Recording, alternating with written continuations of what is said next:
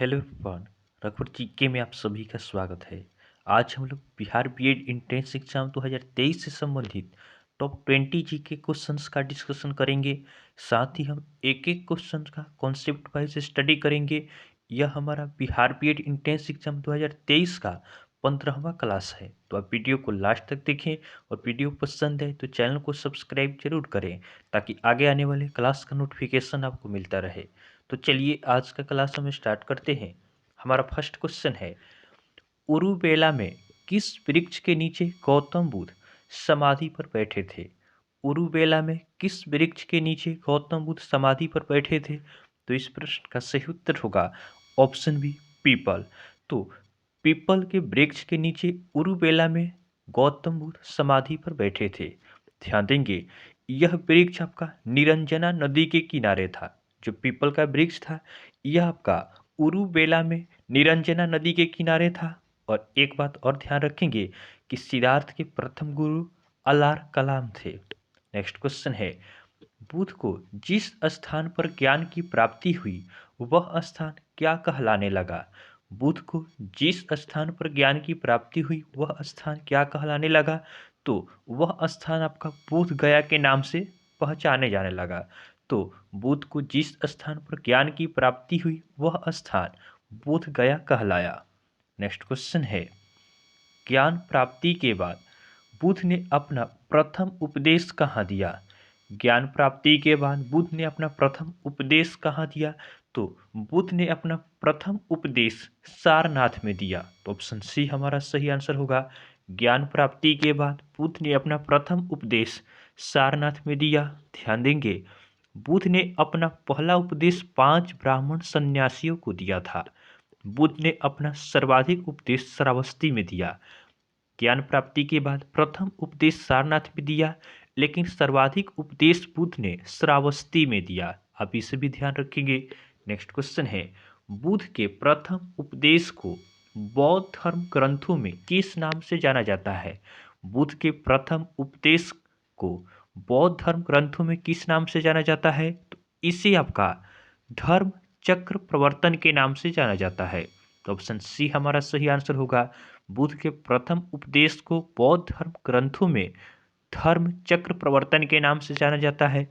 इसी प्रकार सिद्धार्थ के गृह त्याग को बौद्ध धर्म में महाभिनिष्क्रमण कहा जाता है और बुद्ध की मृत्यु को बौद्ध धर्म में महापरिनिर्वाण के नाम से जाना जाता है। आप इन तीनों पॉइंट्स को ध्यान ध्यान रखेंगे, कोई भी क्वेश्चन इसमें से पूछा जा सकता है। नेक्स्ट क्वेश्चन है, पानीपत का प्रथम युद्ध कब लड़ा गया था? पानीपत का प्रथम युद्ध यह कब लड़ा गया? तो पानीपत का प्रथम युद्ध यह आपका 1526 में लड़ा गया। ऑप्शन बी हमारा सही आंसर होगा। 21 अप्रैल 1526 में आपका बाबर ने इब्राहिम लोदी को हराया था पानीपत के प्रथम युद्ध में। और बात करें पानीपत का द्वितीय युद्ध तो यह कब हुआ था? तो पानीपत का द्वितीय युद्ध यह आपका 5 नवंबर 1556 को हुआ था। इसमें अकबर ने विक्रमादित्य को हराया था। और पानीपत का तृतीय युद्ध तो यह आपका 14 जनवरी 1761 को हुआ था। इसमें अहमद शाह अब्दाली ने सदाशिवराव भाऊ को हराया था। नेक्स्ट क्वेश्चन है, हुमायूंनामा किसने लिखी है? हुमायूंनामा की रचना किसने की है? तो हुमायूंनामा यह आपका गुलबदन बेगम के द्वारा लिखी गई है। जो आपका हुमायूं की बहन थी गुलबदन बेगम, इन्होंने हुमायूं की जीवनी को हुमायूंनामा के रूप में लिखा है। नेक्स्ट क्वेश्चन है, बंगाल का विभाजन किस वर्ष हुआ था? बंगाल का विभाजन किस वर्ष हुआ था? तो बंगाल का विभाजन ये आपका 1905 में हुआ। तो ऑप्शन बी हमारा सही आंसर होगा कि बंगाल का विभाजन 1905 में हुआ था। बंगाल विभाजन की घोषणा भारत के तत्कालीन वायसराय लॉर्ड कर्जन ने की थी।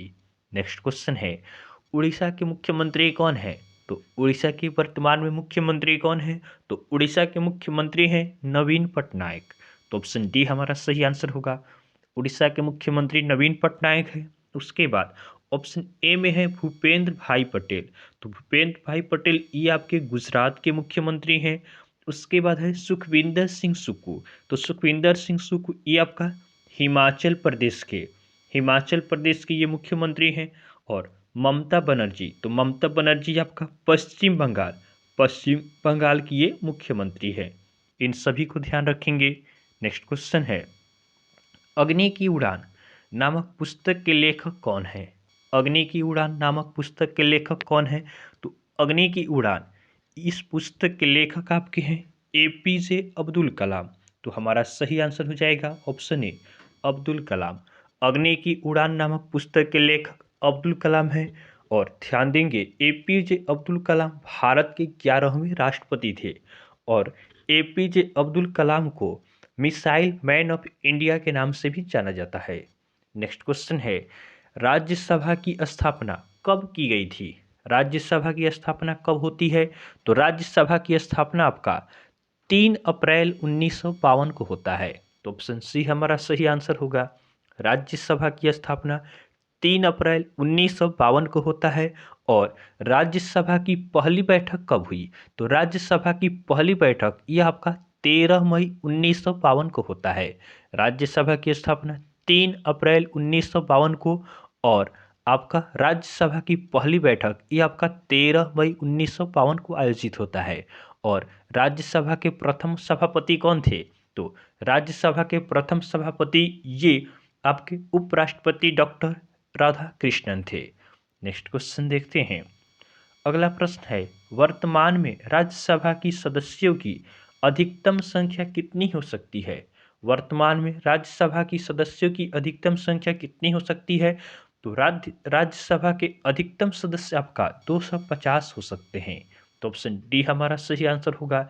250 में से आपका 12 सदस्य राष्ट्रपति द्वारा मनोनीत किए जाते हैं अलग अलग क्षेत्रों से और 238 सदस्य राज्यों के और संघ राज्य क्षेत्रों के प्रतिनिधि होते हैं। और ध्यान देंगे, राज्यसभा के उम्मीदवार की न्यूनतम आयु 30 वर्ष होनी चाहिए और राज्यसभा के सदस्यों का कार्यकाल 6 वर्षों का होता है। राज्यसभा आपका अस्थायी सदन होता है। इन सभी पॉइंट्स को ध्यान रखेंगे। नेक्स्ट क्वेश्चन है, बिहार से राज्यसभा के लिए कितने सदस्य निर्वाचित होते हैं? तो बिहार से राज्यसभा के लिए कितने सदस्य निर्वाचित होते हैं? तो बिहार से आपका 16 सदस्य निर्वाचित होते हैं। तो ऑप्शन बी हमारा सही आंसर होगा। अब यह बिहार से रिलेटेड है, तो बिहार में लोकसभा की कितनी सीटें हैं? तो बिहार में लोकसभा की 40 सीटें हैं, राज्यसभा की 16, लोकसभा की 40।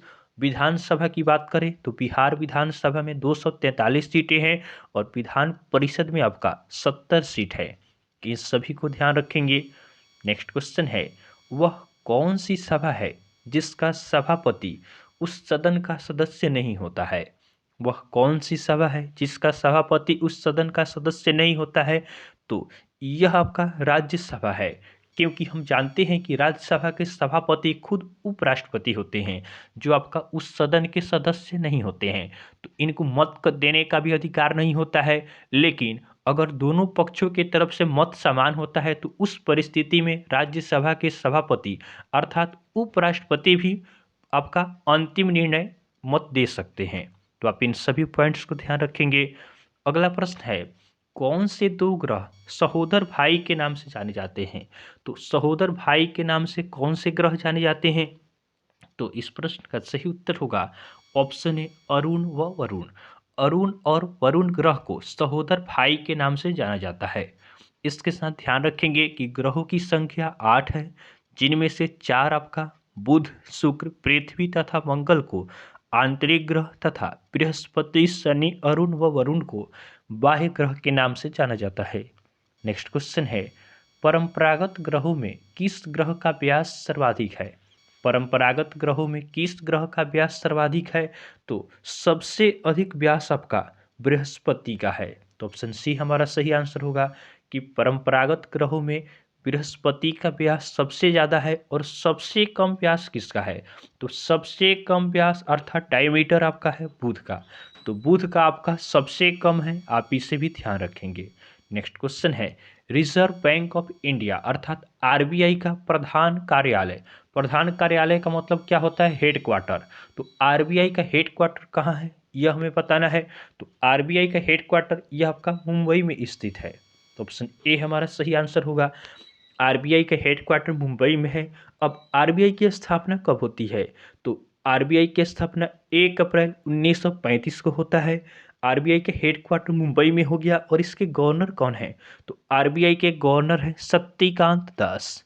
नेक्स्ट क्वेश्चन है, ऊपर फेंकी जाने वाली वस्तु का त्वरण होता है। ऊपर फेंकी जाने वाली वस्तु का त्वरण क्या होगा? तो ऊपर की तरफ जो हम वस्तु को फेंकते हैं, इसका त्वरण आपका ऋणात्मक होता है, अर्थात नेगेटिव होता है।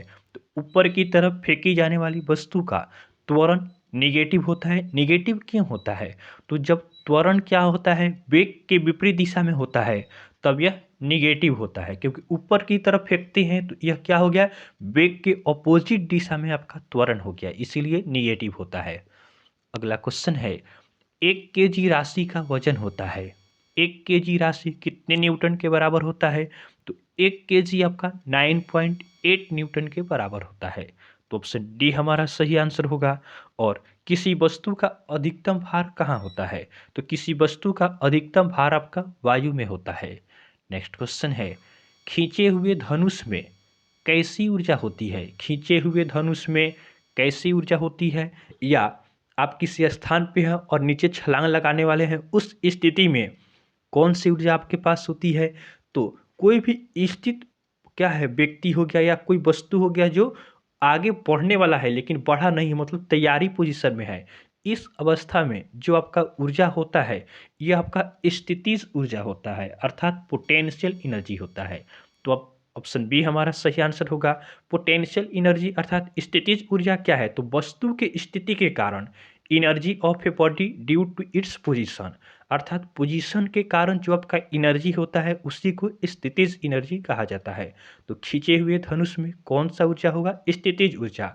और चलती हुई वस्तु में कौन सा ऊर्जा होगा? तो चलती हुई वस्तु में जो वस्तु आपका मोशन में है उसमें गतिज ऊर्जा होता है, अर्थात काइनेटिक एनर्जी होता है। तो आप इन दोनों पॉइंट्स को ध्यान रखेंगे। आज का हमारा लास्ट क्वेश्चन है, हीटर का तार बना होता है। हीटर का तार बना होता है, तो हीटर का तार ये आपका नाइक्रोम का बना होता है। तो ऑप्शन ए हमारा सही आंसर होगा। हीटर का तार नाइक्रोम का बना होता है। बात करें बल्ब का फिलामेंट, तो बल्ब का फिलामेंट यह आपका टंगस्टन का होता है।